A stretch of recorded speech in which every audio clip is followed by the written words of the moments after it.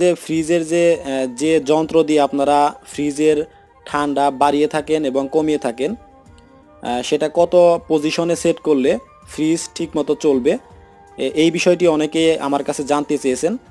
তো এই বিষয়টি আজকে আপনাদেরকে আমি জানিয়ে দিব। আসলে যে যন্ত্রটির মাধ্যমে আপনারা আপনাদের ফ্রিজের ঠান্ডা বাড়িয়ে থাকেন এবং কমিয়ে থাকেন, এই যন্ত্রটির নাম হচ্ছে থার্মোস্ট্যাট। হ্যাঁ, এটাকে থার্মোস্ট্যাট বলা হয়। সঠিকভাবে যদি এই থার্মোস্ট্যাট পজিশন সেট না করা যায় তাহলে কিন্তু ফ্রিজ ঠিকমতো চলবে না এবং ঠান্ডা কম হবে বেশি হবে। আবার এমনও হতে পারে কম্প্রেসর সারাক্ষণ চলবে, এতে করে আপনার কারেন্ট বিল বেশি আসবে। হ্যাঁ, এরকম প্রবলেমগুলো হতে পারে। এই কারণে একটা ফ্রিজের থার্মোস্ট্যাট পজিশন কততে রাখা ভালো এটা কিন্তু সবারই জানা দরকার। তো এই থার্মোস্ট্যাট পজিশন শীতের দিনে কত রাখবেন এবং গরমের দিনে কত রাখবেন, এইটা অনেকেই আপনারা জানতে চেয়েছেন। তো আজকের এই ভিডিওতে আপনাদেরকে এই বিষয়টা ক্লিয়ার করে দিব।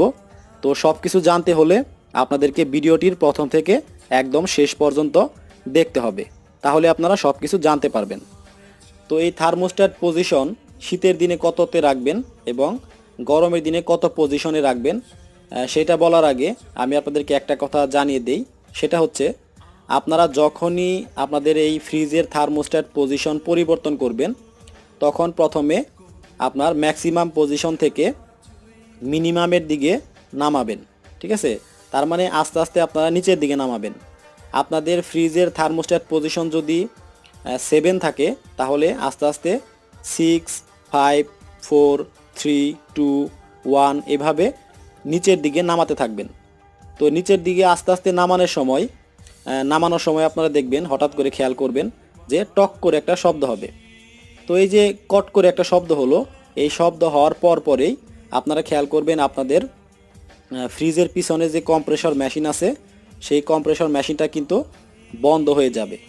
ঠিক আছে, তো বন্ধ হয়ে যাওয়ার পরে আমি এখন আপনাদেরকে যে পজিশনের কথা জানিয়ে দিব, তখন আপনারা ওই পজিশনে আপনাদের ফ্রিজের থার্মোস্ট্যাট পজিশন বা পাওয়ার সেট করে দিবেন, তাহলে আপনাদের ফ্রিজটা ঠিকঠাক মতো চলবে, কোনো সমস্যা হবে না। তো প্রথমে গরমের দিনের কথা আপনাদেরকে আমি বলি। যখন প্রচণ্ড গরম পড়ে তখন কিন্তু ফ্রিজের পাওয়ার বাড়িয়ে রাখতে হয়। ঠিক আছে, যদি ফ্রিজের পাওয়ার যদি আপনারা সেট করে না দেন অথবা আপনাদের একটু হাত দিয়ে যদি আপনারা নাড়াচাড়া না করেন, তাহলে এমনও হতে পারে যে আপনার প্রচণ্ড গরম যখন পড়ে, যখন তাপমাত্রাটা অনেক বেশি থাকে, তখন হয় কি এই ফ্রিজের থার্মোস্ট্যাট ঠিক মতো কাজ করতে পারে না। ঠিক আছে, এই কম্প্রেসারটাকে অন অফ করতে পারে না।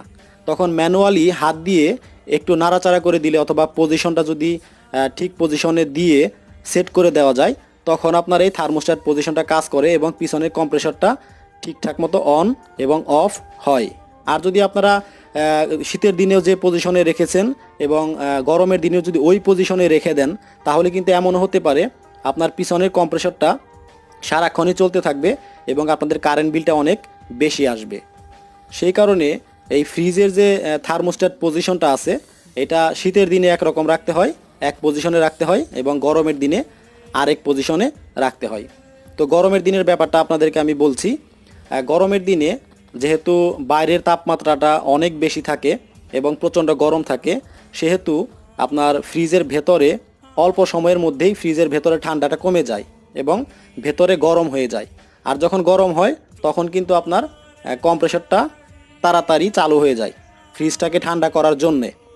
এখন আপনি যদি থার্মোস্ট্যাটটা পজিশনটা গরমের দিনে কমিয়ে রাখেন, তাহলে কিন্তু ঘন ঘন আপনার পিছনের কম্প্রেসরটা চালু হবে এবং বন্ধ হবে, এবং আপনার দীর্ঘ সময় মানে থার্মোস্ট্যাট পজিশনটা কমিয়ে রাখলে আপনার অনেক সময় লাগবে ফ্রিজের ভেতরে ঠান্ডা হতে।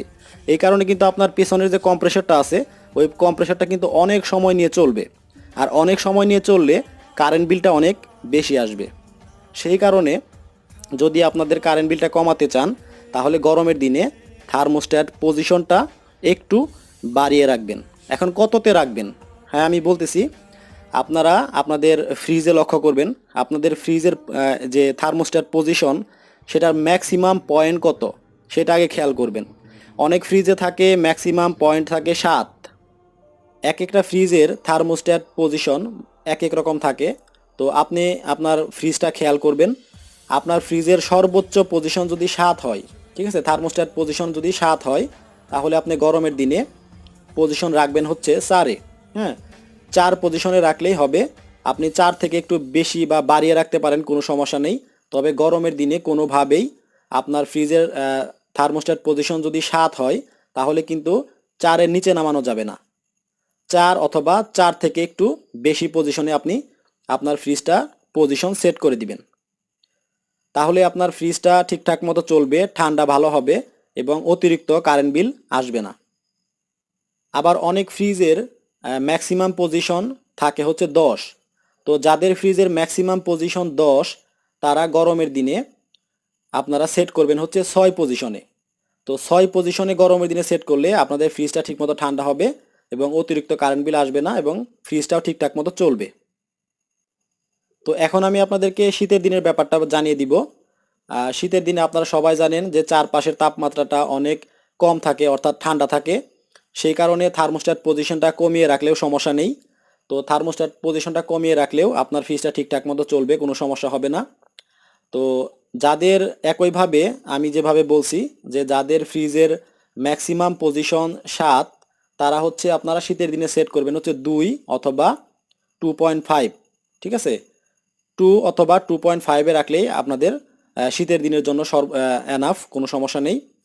আর যাদের ফ্রিজের ম্যাক্সিমাম পজিশন অর্থাৎ সর্বোচ্চ পজিশন হচ্ছে 10 তারা শীতের দিনে সেট করবেন 3 অথবা 3.5, 3 অথবা 3.5। তো এই পজিশনে রাখবেন, 3 অথবা 3.5-এর মধ্যে রাখবেন।